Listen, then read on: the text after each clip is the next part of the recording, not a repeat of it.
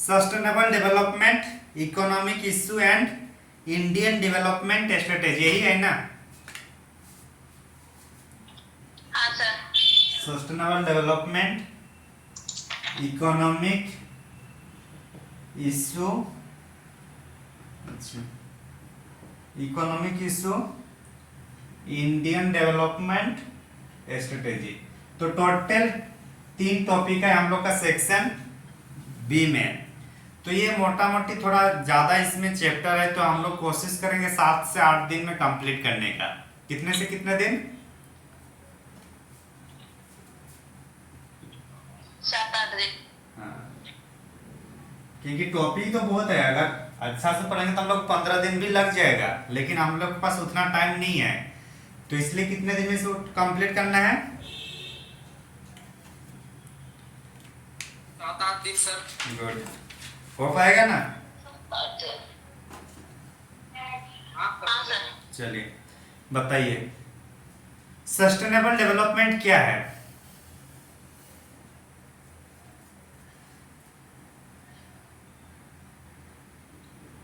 Sustainable development है sir, जो कि ऐसा मतलब कि विकास होना चाहिए जो कि मतलब पर्यावरण को भी मतलब हानि ना हो, और साथ में डेवलपमेंट भी हो, और मतलब वो टिकाऊ भी रहे। हाँ, मतलब संसाधन के इस टाइप से उपयोग करना है, उपभोग करना है कि हमारे आने वाले पीढ़ी जो जनरेशन है वो लोग को उस चीज का कमी ना महसूस हो, यही ना?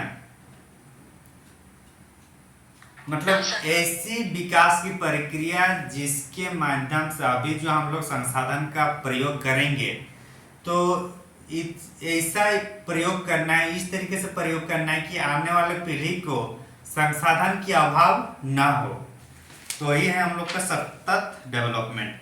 तो इसी टॉपिक में हम लोग का जो पहला चैप्टर आएगा वो है meaning and measurement of economic development, characteristics of under development, Hindi में आर्थिक विकास का अर्थ और मापन, अल्प विकास की विशेषताएं। तो क्या है इकोनॉमिक ग्रोथ? हम लोग का नेक्स्ट टॉपिक क्या हो रहा है?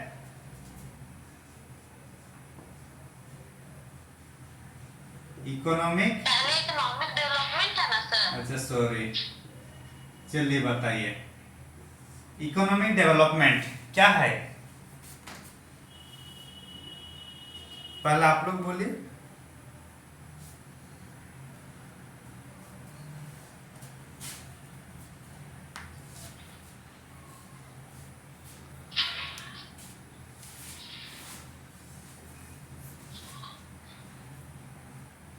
क्या जीडीपी में अगर ज्यादा बढ़ रहा है, जीडीपी 6%, 7%, 8% अगर ज्यादा जा रहा है, तो क्या इकोनॉमिक ग्रोथ है या इकोनॉमिक डेवलपमेंट है? ये क्या है?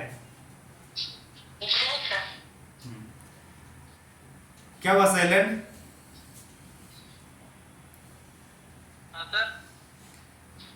पहले एक्चुअली ग्रोथ और डेवलपमेंट का मतलब पता है ना? पहले यहाँ कंफ्यूजन को दूर कीजिए। ग्रोथ में क्या होता है आपके ग्रोथ में सर वन वे होता है, हाँ, और डेवलप, सिंगल वे होता है, डेवलपमेंट चारों तरफ। हाँ, तो ये सब का कुछ सर, देख रेख के होता है। हाँ, मान के चलिए अगर आपके बैंक में पूरा पैसा आ गया, लाखों आ गया, तो क्या होगा? इकोनॉमिक ग्रोथ, मतलब पैसा ज्यादा है। लेकिन आपके पास पैसा आने के साथ साथ आपका व्यवहार कैसे रहा? आप अपने खान पान में चेंज किए कि नहीं? अपने पढ़ाई लिखाई में चेंज किए कि नहीं? आपका हेल्थ इशू को सही कर रहे हैं कि नहीं? अगर हेल्थ इशू सही, तो दूसरों के साथ कैसे व्यवहार कर रहे हैं? आपके परिवार का रहन सहन और साफ सफाई कैसा है? तो ये डिपेंड करेगा कि नहीं, या सिर्फ पैसा लाने से ही आपका विकास होगा? नहीं सर, सिर्फ पैसा से कैसे होगा? हाँ, आप इंजॉय कर रहे हैं कि नहीं लाइफ को? तो एक्चुअली जो इकोनॉमिक ग्रोथ, थोड़ा उसको देख लेते हैं। एक इकोनॉमिक ग्रोथ क्या है? पैसे जितना बढ़ेगा वो क्या है? Economic growth. मतलब पैसे इन सेंस अगर देश के बारे में बोलेंगे तो क्या जीडीपी बोलेंगे। तो जो जीडीपी होगा देश या प्रदेश, देश या प्रदेश के अगर जीडीपी में बढ़ रहा है तो ये मान के चलिए कि इकोनॉमिक ग्रोथ हो रहा है। क्या ग्रोथ हो रहा है? Economic growth. लेकिन इकोनॉमिक ग्रोथ के साथ अगर देश के साथ पैसा भी बढ़ रहा है और इसके साथ अगर मान के चलिए पैसा भी बढ़ रहा है, लोगों में गरीबी कम हो रही है, रोजगार में वृद्धि हो रही है, स्वास्थ्य अच्छा हो रहा है, प्रदूषण कम से कम हो रहा है, तो और भी और सामाजिक पहलू है कि जन्म दर कम हो रहा है, मृत्यु दर कम हो रहा है, लोगों में जागरूकता बढ़ रहा है, तो ये क्या होगा आपका इकोनॉमिक डेवलपमेंट। समझ में आ गया इकोनॉमिक ग्रोथ और इकोनॉमिक डेवलपमेंट क्या है? जी सर। मतलब ये है कि इकोनॉमिक ग्रोथ आने से ही इकोनॉमिक डेवलपमेंट हो, ये जरूरी क्या नहीं है। जरूरी नहीं है। लेकिन इकोनॉमिक डेवलपमेंट होने से इकोनॉमिक ग्रोथ होना ये जरूरी है, तभी तो पैसा ज्यादा होगा, रोजगार ज्यादा होगा, स्वास्थ्य में हम लोग चेकअप कराएंगे, फुल बॉडी फिटनेस, प्रदूषण कम करने के लिए हम लोग अच्छे अच्छे टेक्नोलॉजी का यूज करेंगे। अभी पहले क्या डीजल वाला गाड़ी होता था, अब पेट्रोल वाला आएगा, फिर सीएनजी वाला आएगा, फिर इलेक्ट्रिक वाला होगा, ऐसे ही हो रहा है ना। ये सब पैसा ज्यादा लग रहा है कि नहीं?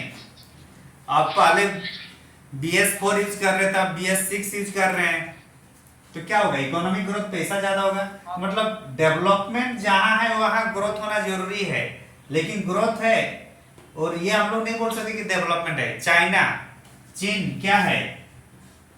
ग्रोथ तो ठीक है उसका इकोनॉमिक, लेकिन क्या वहां के लोगों को बोलने का अधिकार है? वहां के लोगों को धरना प्रदर्शन करने का अधिकार दी गई है क्या?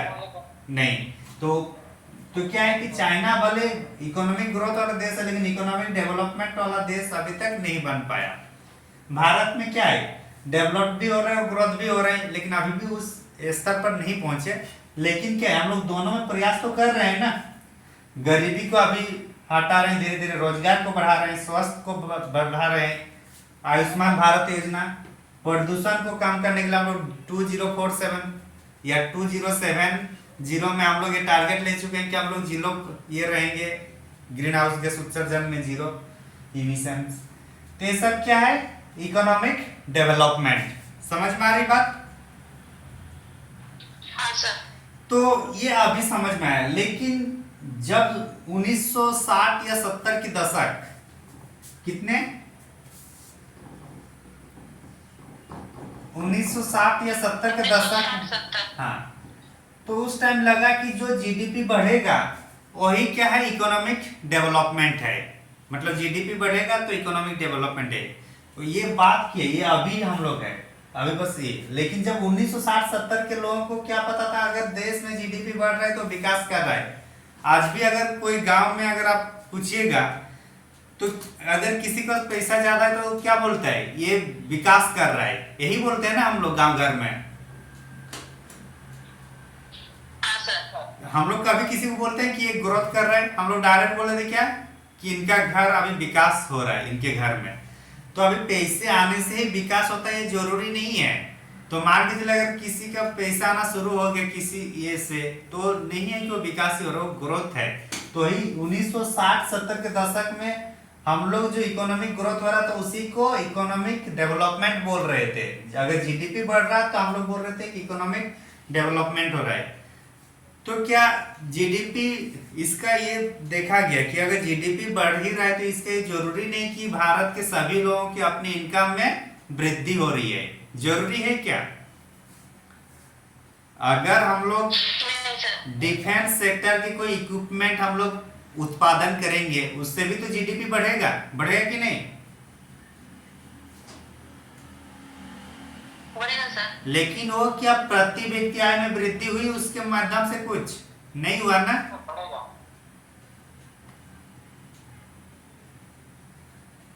पर्सनल इनकम में या पर कैपिटा इनकम में कुछ वृद्धि हो रही है? नहीं हो रही है। तो तो क्या होगा वो? नहीं। हाँ, क्या जीडीपी बढ़ने से जरूरी थोड़ी है कि हर मतलब 5 किलोमीटर या 1 किलोमीटर में एक हेल्थ सेंटर है?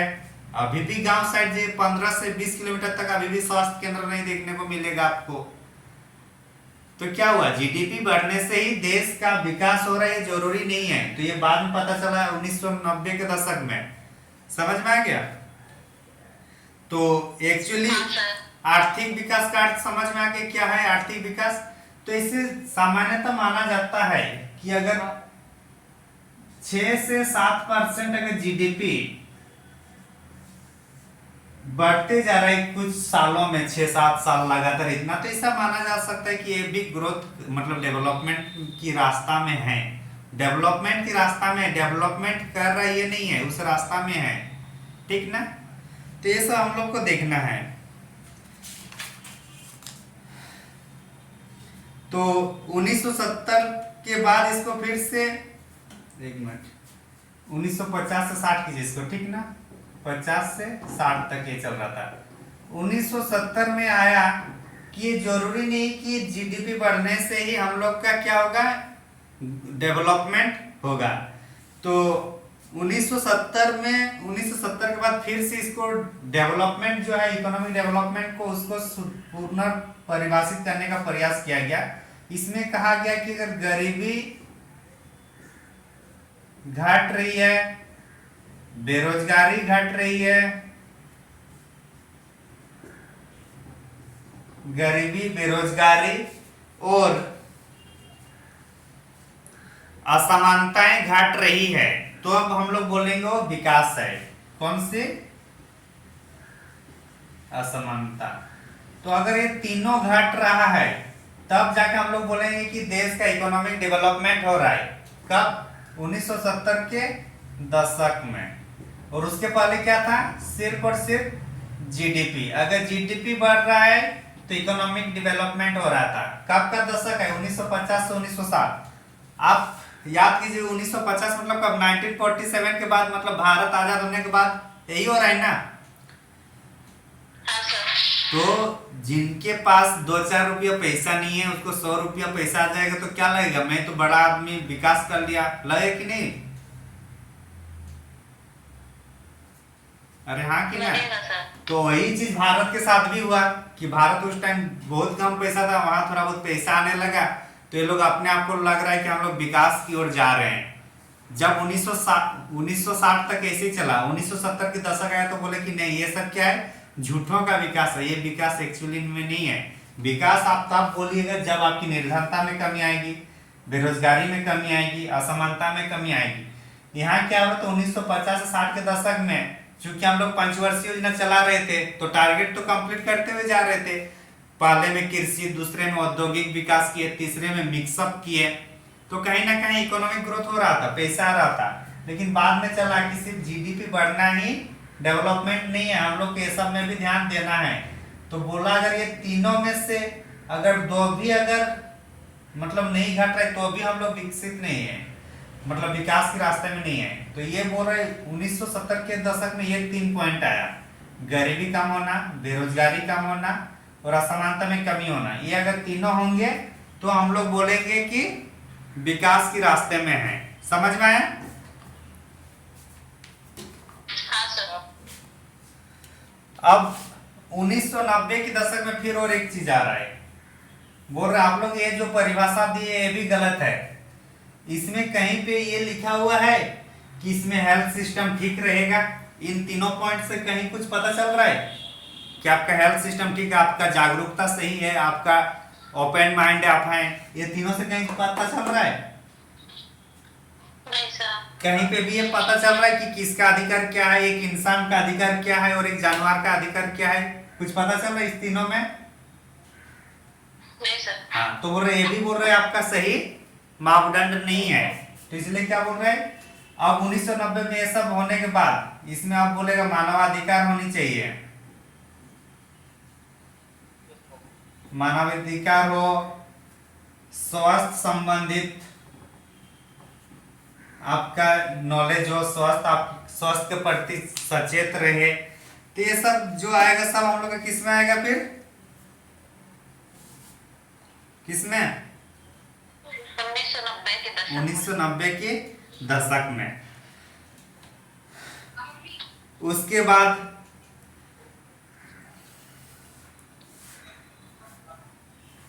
समझ में आ गया ना, मतलब कैसे कैसे सीरियल वाइज चला। जी सर। तो इकोनॉमिक डेवलपमेंट समझ में आ गया, इकोनॉमिक ग्रोथ भी समझ में आ गया। मिटा दे अब। हाँ सर। अब एक बार क्वेश्चन टॉपिक चुकी है कि आपके इकोनॉमिक डेवलपमेंट के मापने के क्या क्या ये है, मतलब टूल्स है। तो अभी हम लोग क्या देखे, अभी दो चीज देखे ना। पहले हम लोग क्या जीडीपी को देख रहे थे, इकोनॉमिक डेवलपमेंट के मापन हेडिंग होगा। पहला हम लोग शुरुआत में क्या देख रहे थे, जीडीपी।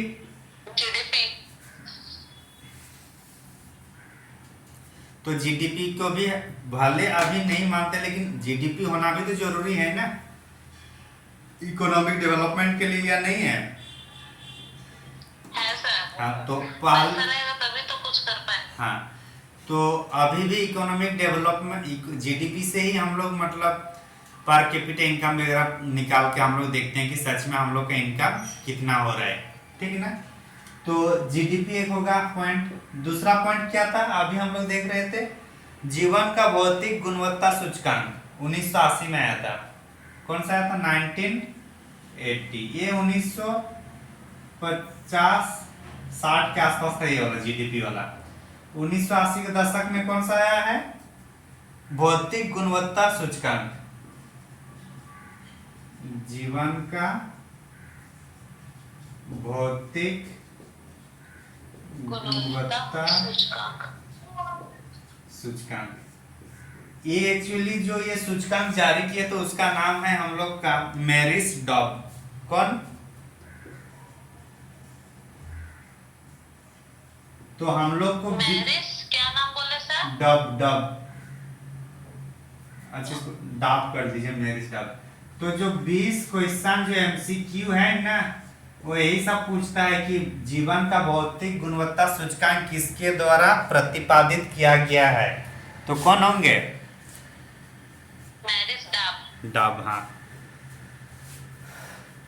दूसरा हो गया इस सूचकांक में 1 से लेकर 100 तक रहता है। कहां से कहां तक इसका स्केल है? 1 से लेकर 100 तक। 1 से लेकर 100 तक।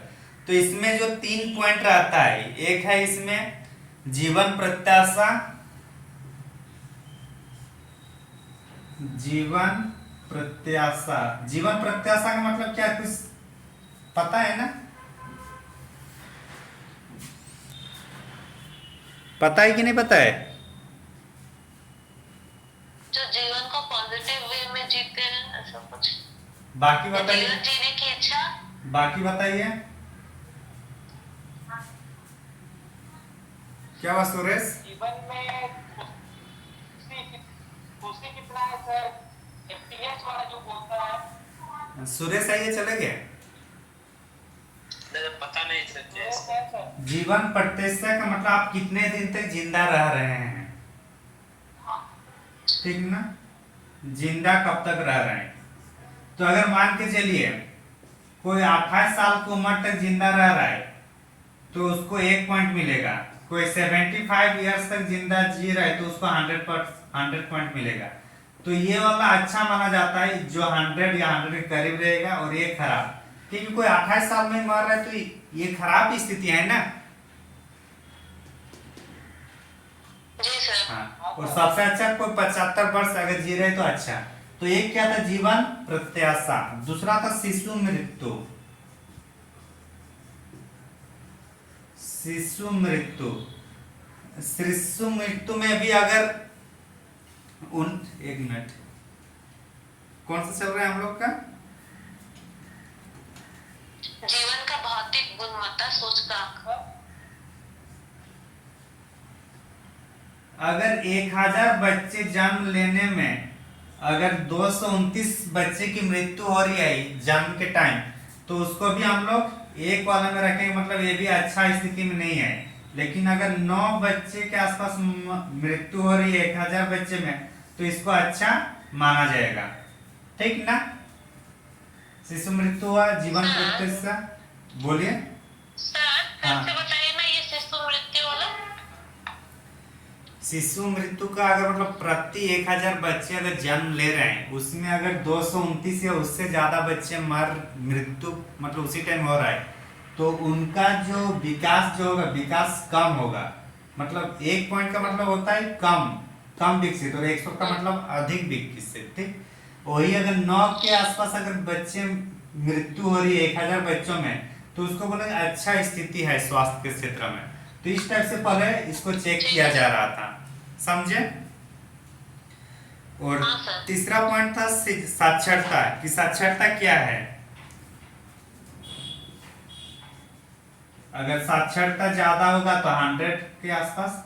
तो इन्होंने 3 पॉइंट दिया था मेरिस डाब ने, जीवन प्रत्याशा, शिशु मृत्यु और साक्षरता। कब आया था? 1980 में। इस सूचकांक का नाम है जीवन का भौतिक गुणवत्ता सूचकांक।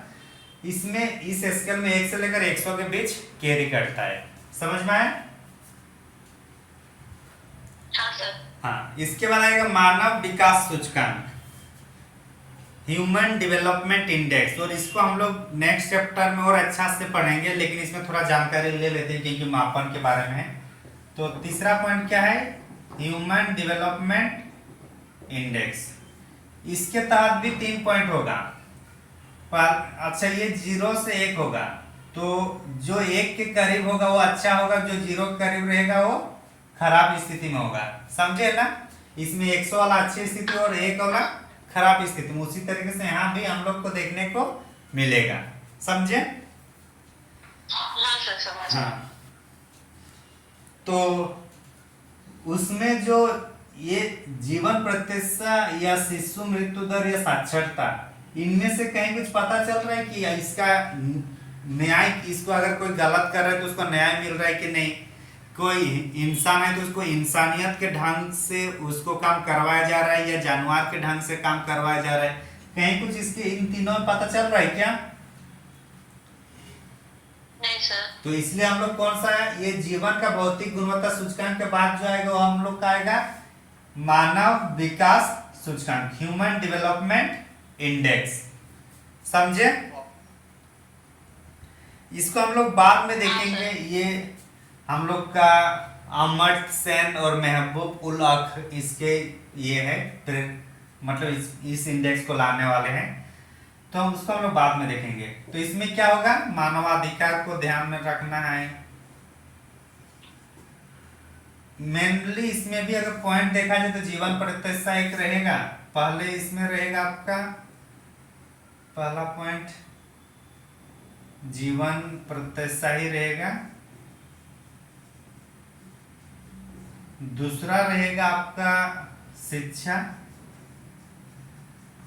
और तीसरा शायद स्वस्थ है। 1 मिनट देखने दीजिए मेरे को। प्रति व्यक्ति आय, मतलब प्रति व्यक्ति आय। हाँ, तो क्या है? प्रति व्यक्ति आय। तो ये 3 पॉइंट यहाँ पे रहेगा, शिक्षा में शैक्षणिक स्तर। तो ये किसका है? ह्यूमन डेवलपमेंट इंडेक्स का। तो इतने सारे हम लोग का मतलब इकोनॉमिक डेवलपमेंट को मापने का टूल्स है। पहला क्या है? जीडीपी के आधार पर, दूसरा हुआ हम लोग का जीवन के भौतिक गुणवत्ता के सूचकांक के आधार पर, जिसको मेरिस डाब ने किया था 1980 के दशक में, और अंतिम रूप से वो जो अभी चल रहा है अभी के टाइम, वो है हम लोग का ह्यूमन डेवलपमेंट इंडेक्स। इसके बारे में हालांकि हम लोग का नेक्स्ट चैप्टर अलग से, इसलिए वहां पे इसको ज्यादा और डीपली में पढ़ेंगे। समझ में आ गया ना मापन की विधियां? शैलेन, हाँ सर। क्या हुआ शैलेन? सुरेश जी सर। आ गया ना? मिटा दे इसको।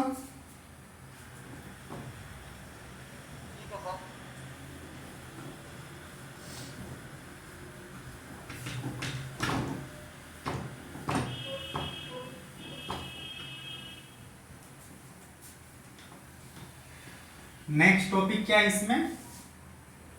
आर्थिक विकास समापन हो गया। अल्प विकास तथा अल्प विकास। Characteristics of underdevelopment. हाँ, तो चलिए बताइए अल्प विकास क्या है? अल्प विकास क्या है?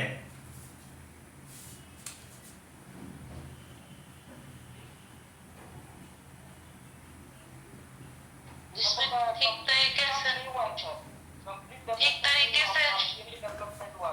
हाँ, तो बताइए उसका कैसे आपको समझ में आएगा कि अल्प विकसित एरिया है, ये बताइए। जन्म दर ज्यादा होगा, मृत्यु दर ज्यादा होगा, खनिजों का दोहन ठीक से मतलब नहीं हुआ है पूरी तरीके से, स्वास्थ्य सुविधाएं तो हो गई, शिक्षा का लेवल उतना अच्छा नहीं होगा,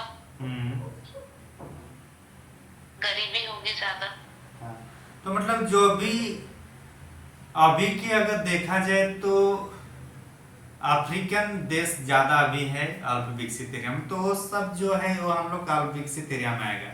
तो ये कहने का मतलब है कि जो क्षेत्र ना तो सही मात्रा में खाने पीने की प्रबंध कर पा रहे, ना ही अपने सेहत के लिए कुछ जागरूक है, और ना ही कुछ सरकार के पास ही ना ही सरकार के पास उतनी कुछ पूंजी है कि वो लोग के लिए कुछ करे, तो ऐसे स्थिति या ऐसे जो परिस्थिति रहे तो उसका हम लोग हेल्थ जागरूक, और ना ही कुछ अपना जो संसाधन है उसका ना ही वो खनन कर पाए, ना ही उसका उपयोग कर पाए। सोना तो बहुत है अफ्रीका में, लेकिन उसको बनाने का कुछ विधि नहीं है, वो लोग को पता नहीं क्या करना है।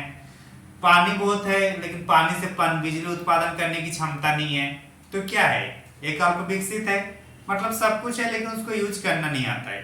रिसोर्स के मामले में पूरे विश्व में सबसे ज्यादा कहाँ पे, अफ्रीका में है, लेकिन क्या है अभी भी गरीबी है, क्योंकि वहाँ मतलब अभी भी अल्प विकसित है। अल्प विकसित इसलिए क्योंकि आप लोग अपना संसाधन को यूज नहीं कर पाते हैं, तो इसीलिए इंसान में भी क्या है, इंसान के पास सब कुछ क्वालिटी है, लेकिन वो अपनी जो खासियत है क्वालिटी को बाहर निखार नहीं पाते। इस स्थिति में वो लोग क्या है, अपने जो टारगेट है या फिर जो उनको एक स्टैंडर्ड होना चाहिए वो स्टैंडर्ड ऑफ लिविंग नहीं जी पा रहे। यही हो रहा है ना आजकल भी। आजकल हो सके कोई अच्छा से खिलाड़ी बन सकता है, लेकिन क्या करे, पबजी खेल रहा है, यही हो रहा है ना। हाँ सर। तो यही सब चीज है। तो अपने मतलब जिस स्थिति में उनको होना चाहिए उस स्थिति में नहीं होना, मतलब डेवलपमेंट मतलब राष्ट्रीय आय के साथ साथ प्रति व्यक्ति आय, संसाधन का सही से उपयोग नहीं करना, ना ही आधारभूत सुविधाओं का प्रबंधन कर पाना, तो ऐसी जो देश या प्रदेश होंगे हम लोग उसको क्या बोलेंगे, अल्प विकसित देश, यही बोलेंगे ना। हाँ सर। तो चलिए अल्प विकसित देश की कुछ कुछ पॉइंट क्या क्या होगा, अल्प विकसित समझ में आ गया ना। Yes sir. अब विशेषताएं बताइए, विशेषताएं क्या है, अल्प विकसित है तो जनसंख्या क्या होगा, कम होगा या ज्यादा? ज्यादा। ज्यादा। क्यों ज्यादा होगा? क्योंकि स्वास्थ्य मतलब जागरूकता भी नहीं है, स्वास्थ्य सुविधाएं वगैरह भी नहीं है। तो फिर जनसंख्या ज्यादा कैसे हो गया, फिर स्वास्थ्य सुविधा नहीं तो फिर मान मतलब लोगों को जागरूकता भी तो नहीं है ना कि 2 ही रखना है, 3 रखना है, प्रोटेक्शन वगैरह कैसे यूज करेंगे जब कुछ पता ही नहीं है। हाँ, तो एक्चुअली है कि जनसंख्या में जन्म दर ज्यादा है, साथ ही साथ हेडिंग क्या है, जनसंख्या दर में वृद्धि, एक मिनट, जनसंख्या दर में वृद्धि के साथ साथ और एक पॉइंट यहाँ लिखना होगा आपका, निर्भरता भार। हाँ, निर्भरता भार। एक्चुअली मान के चलिए जनसंख्या दर वृद्धि कैसे हो रहा है, एक तो है कि वो लोग जागरूक नहीं है कि हमें मतलब क्या बोलते हैं उसको, छोटा परिवार खुशी परिवार, ये वाला जो है वो लोग को पता नहीं। वो लोग एक्चुअली जब गरीब, आप कहीं गांव में जाइएगा जिनके पास पढ़ाई लिखाई के बारे में उतना नॉलेज नहीं है, वो ना ही कोई सरकारी नौकरी या कहीं प्राइवेट वगैरह कर रहे हैं, कोई खेती बाड़ी करते हैं या कोई बिजनेस है, तो वहाँ दिखेगा वहाँ बच्चों की संख्या ज्यादा होता है। क्यों? क्योंकि उनको लगता है कि अगर बच्चे 1-2 ज्यादा रहेंगे तो क्या वो लोग भी काम करके हमें खिलाएंगे, यही हो रहा है ना।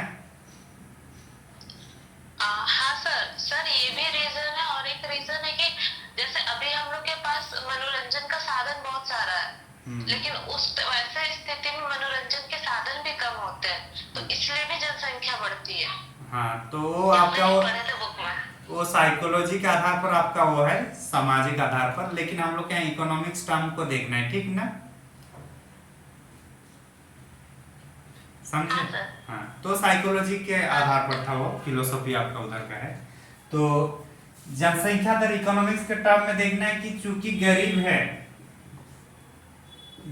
है और उनको क्या होगा कि उनको पता है अगर गरीब है और उतना ज्यादा कुछ साल बाद ज्यादा काम नहीं कर पाएंगे, तो क्या होगा, 2-4 बच्चे ज्यादा होंगे तो वो लोग उनको फिर लाकर खिलाएंगे। ऐसा होता है कि नहीं गांव साइड में? होता है सर। दूसरी बात, चूंकि उस टाइम अगर ऐसे रहेंगे, मान के चलिए जनसंख्या इस टाइप से होगा, तो सबको नहीं मिलेगा, कोई 1-2 ही काम कर पाएगा, बाकी तो काम नहीं कर पाएंगे क्योंकि संसाधन कम है। तो उससे अंततः क्या होगा, निर्भरता भार बढ़ेगा कि नहीं बढ़ेगा, डिपेंडेंसी रेट बढ़ेगा। सर। पहला एक पॉइंट होता है। दूसरा पॉइंट क्या होगा इसका,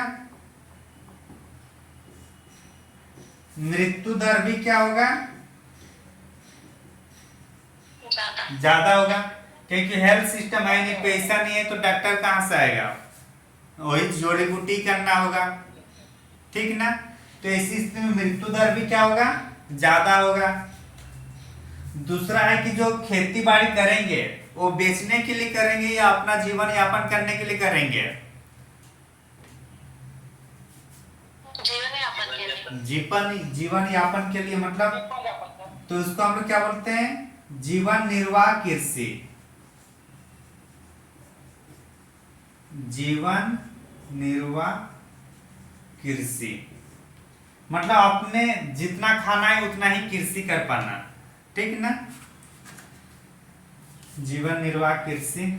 और क्या हो सकता है बताइए, बेरोजगारी कम होगा या ज्यादा होगा, ज्यादा। बेरोजगारी में वृद्धि, और बेरोजगारी में वृद्धि मतलब रोजगार में कमी, यही होगा ना। जीवन निर्वाह कृषि में अब और एक पॉइंट यहाँ लिख सकते हैं कि कृषि में भार कम हो गया या ज्यादा, कृषि पर ज्यादा हो जाएगा। अभी अगर मान के चलिए जो लॉकडाउन के टाइम बड़े बड़े कंपनी ने लोगों को हटाया तो लोग अंततः गांव घर जा रहे हैं ना, और गांव घर में क्या होगा, जो पूर्व खेती जो परंपरागत रूप से जो पेशा है वही कर रहे थे, तो एक तरीके से क्या कृषि कर रहे हैं, तो क्या होगा कि कृषि में भार बढ़ जाएगा, जब कुछ काम नहीं मिलेगा तो क्या कृषि में करने लग जाएंगे।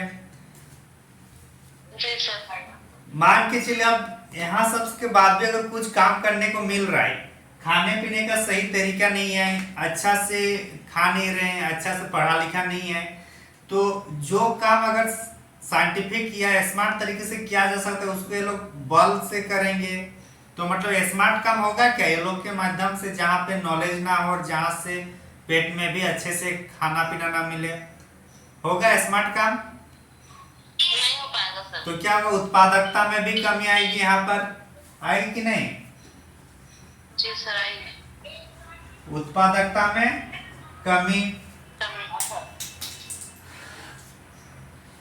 और क्या होगा, जीवन निर्वाह मतलब स्टैंडर्ड ऑफ लिविंग क्या होगा, कम होगा या ज्यादा,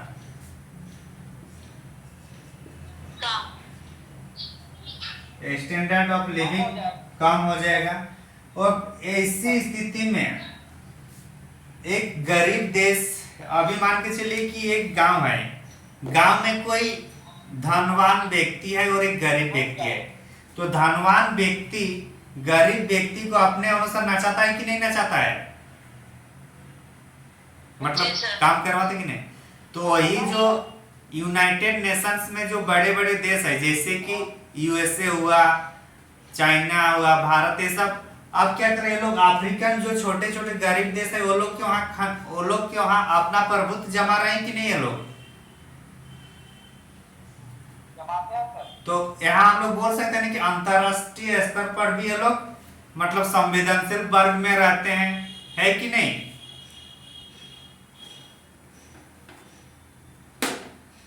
समझे कि नहीं? सर हाँ, वो तो समझ आया कि, लेकिन वो जो आप वर्ड बोले वो क्या वर्ड बोले? संवेदनशील।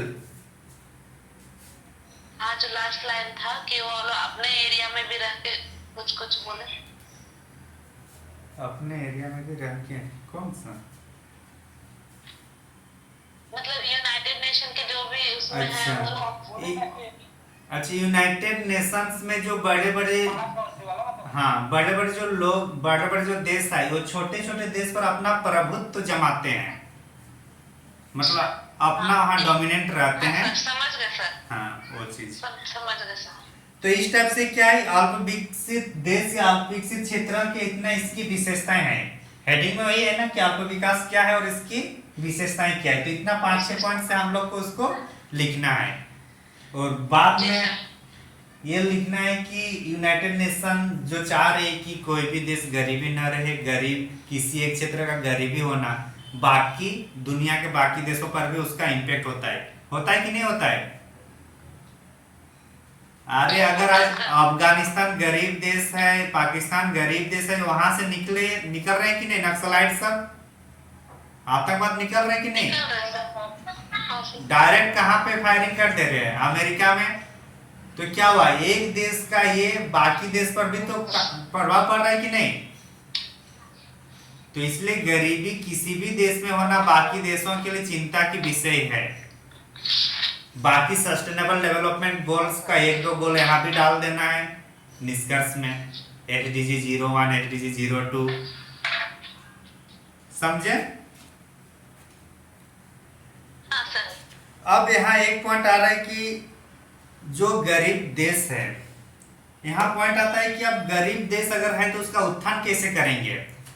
जाहिर सी बात ये देश के बारे में है, लेकिन हम लोग अगर JPSC वगैरह PCS में पढ़ रहे हैं तो यहाँ पे भी तो हर एक क्षेत्र तो डेवलप नहीं है ना। हर एक क्षेत्र जमशेदपुर, बोकारो, रांची तो नहीं हो सकता है ना, धनबाद, कोई कोई पाकुड़ जैसे गांव भी तो होगा जहाँ पे पीने का पानी भी ना मिलता हो सही से, है कि नहीं? तो वहाँ जो अल्प विकसित क्षेत्र है उसको कैसे इन्वेस्ट कीजिएगा, उसको मतलब कैसे वहां से उत्थान कीजिएगा, इसीलिए ये टॉपिक यहाँ दिया गया है। समझ में आ रहा है?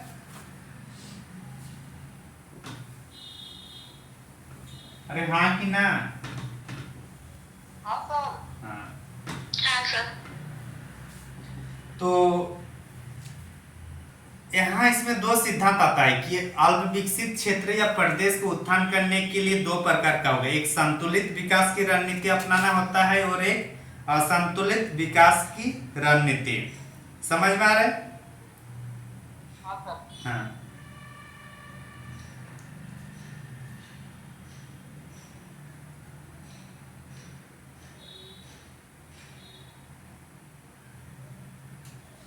ठीक है, इसको थोड़ा समझने का प्रयास करते हैं। अल्प विकास क्षेत्रों का उत्थान 2 तरीके से किया जाएगा, क्योंकि यहाँ गहरा में है कि संतुलित तरीके से करे या असंतुलित तरीके से करे। तो ये दोनों कौन कौन सा तरीका है हम लोग आगे चर्चा करेंगे। तो पहला है संतुलित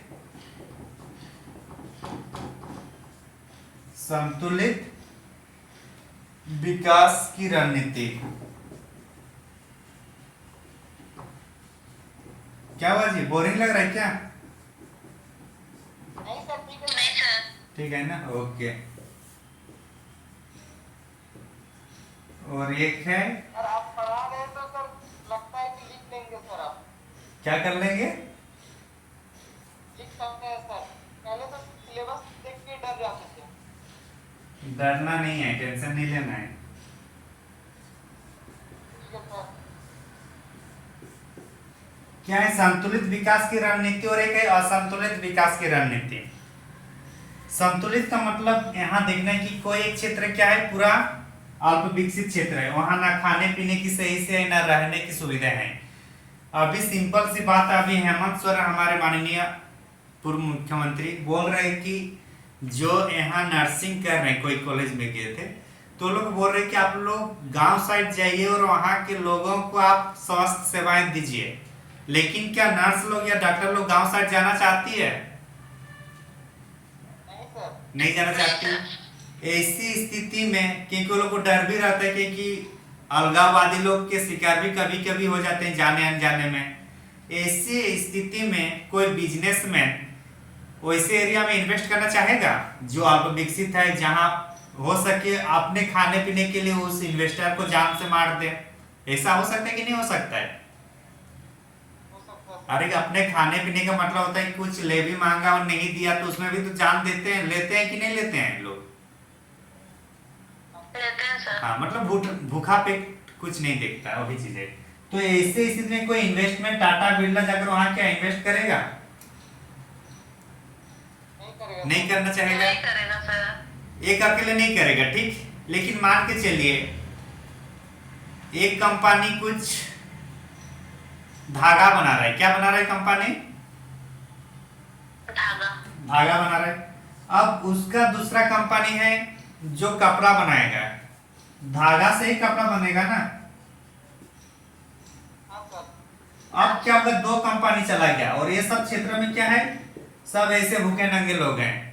तो अब क्या होगा, ये जो क्षेत्र के लोग हैं जिनके पास कपड़े नहीं है, तो ये दोनों इन्वेस्टमेंट को लगेगा कि नहीं कि हाँ हम लोग के लिए एक अच्छा मार्केट बनेगा, भले 5 रुपया 10 रुपया कम कर देंगे। ऊपर से सरकार इस टाइप से गरीब क्षेत्र में, अनुसूचित क्षेत्र में क्या होता है, टैक्स फ्री रखता है कंपनी को, 5-5 साल रखते हैं कि नहीं?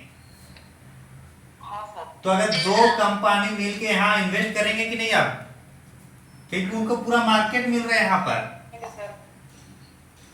मिलेंगे कि नहीं? तो इसका मतलब है कि कोई एक कंपनी होता तो यहाँ नहीं जा रहा था, लेकिन दो कंपनी या दो से अधिक कंपनी अगर मिल के करेंगे तो क्या होगा, इस क्षेत्र का विकास होगा कि नहीं होगा? अरे अगर धागा बनाएगा तो काम तो इन्हीं लोग से करवाएंगे जो लोग यहाँ पे हैं, या उसको भी विदेश से लाएंगे? नहीं सर, यही के लोगों को रोजगार दिया जाएगा। यही के लोगों को रोजगार दिया जाएगा। जब पैसा हाथ में आएगा तो लोग कपड़ा पहनेंगे कि नहीं? लगेगा नहीं कि हम लोग भी सूट बूट में रह सकते हैं, तो कपड़ा भी खरीदेंगे कि नहीं? जी सर। तो क्या हुआ, मतलब एक दूसरे के पूरा कंपनी एक साथ, कभी एक अकेले कंपनी स्टेबलाइज नहीं हो सकते, वहां दोनों मिलकर हो सकता है। और यही नीति कौन सा है, संतुलित विकास की रणनीति। समझ में आया? हाँ सर। गुड। अच्छा, इसमें कौन कहाँ पे उसको वहां से क्वेश्चन पूछता है? संतुलित विकास रणनीति के समर्थक थे रोजिस्टिन रोडन। कौन थे पहला? रोजिस्टिन रोडन। और इसका नोट्स है। ये सब जो है आर्थर लुइस, ये सब इस सिद्धांत को मानने थे। किसको? संतुलित विकास की रणनीति को। असंतुलित विकास की रणनीति को मानने वाले में थे आपका हर्समैन,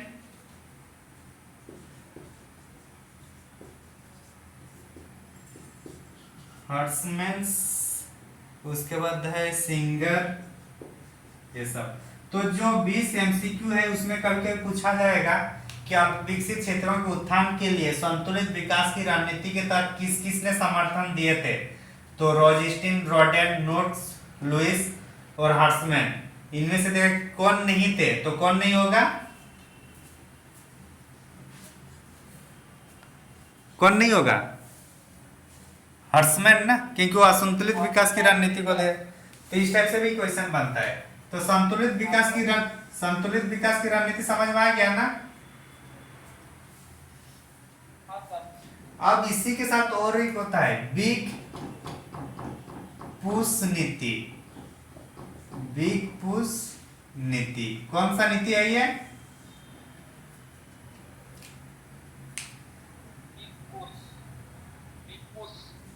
मिटा दे इसको।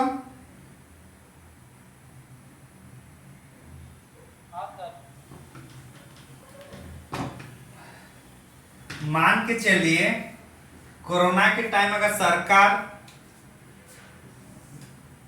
भारत सरकार मान के चले कोरोना के टाइम अगर ज्यादा पैसा नहीं दे पा रही थी तो क्या होता, या तो मार्केट जैसे कोरोना के टाइम डाउन हो गया, अपने सोच से फिर ऊपर उठ जाता, फिर पैसा कम होता तो फिर डाउन, फिर ऊपर, ऐसे अप डाउन हो रहा था ना। ऐसा ही होता है, सरकार यहाँ पैसा नहीं देगी तो होगा कि नहीं। अब मतलब इस टाइप से चल रहा है, जबकि ऐसा तो होना चाहिए था ना, विकास तो ऐसे होना चाहिए ना, डेवलपमेंट ऐसे होना चाहिए था, लेकिन कैसा चल रहा है इस टाइप से, मतलब एक साइडवेज टाइप से ले लिया। ये समझ में आ रहा है, इस टाइप से मार्केट चल रहा है, समझ में आ रहा है ना। अरे हाँ कि ना, कहाँ सो गए सब आप लोग। नहीं सोया सर। तो समझ में आ रहा है कि नहीं, हो तो बताइए। आप बता रहे सर। हाँ, तो अब क्या है, मार्केट अप एंड डाउन यहीं पे हो रहा है।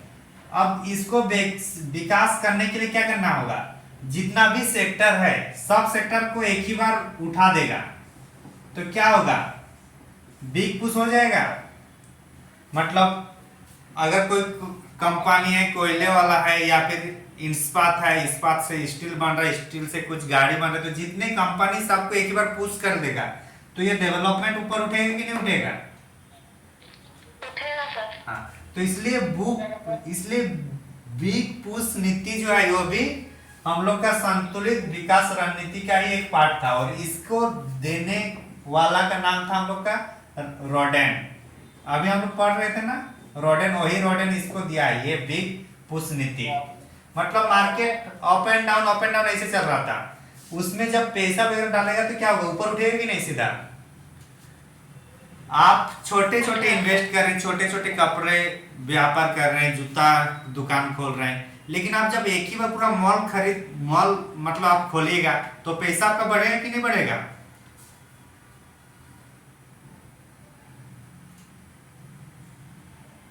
जी सर, बढ़ेगा। आप लोग का ध्यान कहाँ है, इतना टाइम लग रहा है इसको समझने में।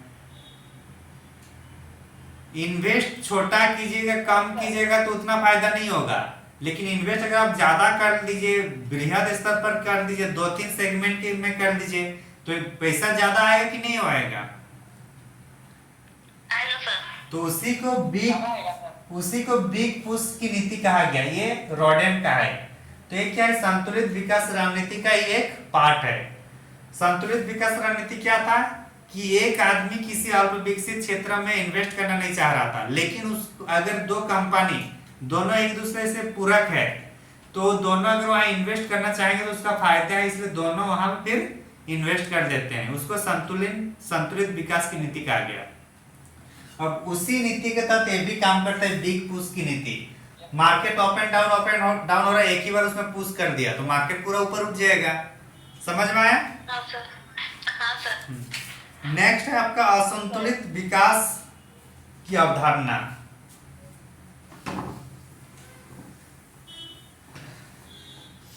क्या है, असंतुलित विकास की अवधारणा या रणनीति।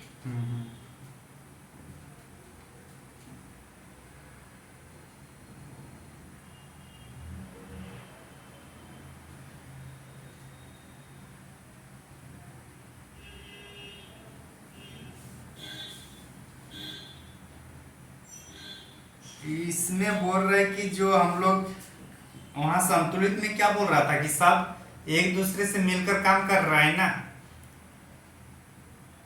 हाँ सर। लेकिन यहाँ बोल रहा है कि कोई एक व्यक्ति आएगा, वो सबसे पहले बड़ा ये कर देगा। तो जैसे वही चीज है कि आइडियल स्थिति है, आदर्श स्थिति है, तो आदर्श स्थिति कभी प्रैक्टिकली बहुत कम चांस ही होता है। इसमें वही बोल रहे कोई एक दो व्यक्ति आकर भी वहां पे उत्पादन शुरू कर देगा, लेकिन डर रहेगा कि नहीं किसी को अकेले वहां जाने में या इन्वेस्ट करने में।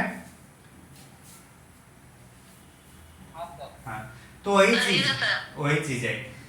तो समझ में आ गया ना ये कॉन्सेप्ट। तो क्वेश्चन यहाँ से पूछा जाएगा कि अल्प विकसित प्रदेश या देश क्या है, अल्प विकसित क्षेत्रों को उत्थान करने के लिए क्या क्या अवधारणाएं हैं? तो दो अवधारणाएं हुआ, एक संतुलित विकास की रणनीति और एक असंतुलित विकास की रणनीति। उसके बाद बोला क्वेश्चन पूछा जाएगा कि अल्प विकसित प्रदेश की क्या क्या विशेषताएं हैं। तो लगभग 3 से 4 क्वेश्चन एक ही क्वेश्चन में बन जाएगा और उसका आंसर देना है 600 शब्दों में। तो इस तरीके से ये वाला चैप्टर मेरे अनुसार क्या हो गया,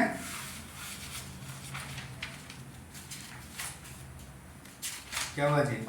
हाँ ठीक है ना। कल हम लोग मिलेंगे HDI के साथ, ह्यूमन डेवलपमेंट इंडेक्स, और बाकी जो जो कुछ कुछ इंडेक्स है। कहीं कुछ डाउट नहीं है ना आज की क्लास में? नहीं सर। हाँ समझ में आ रहा है ना? नहीं सर, ऐसा कोई डाउट नहीं। ओके अगला जो दिया हुआ है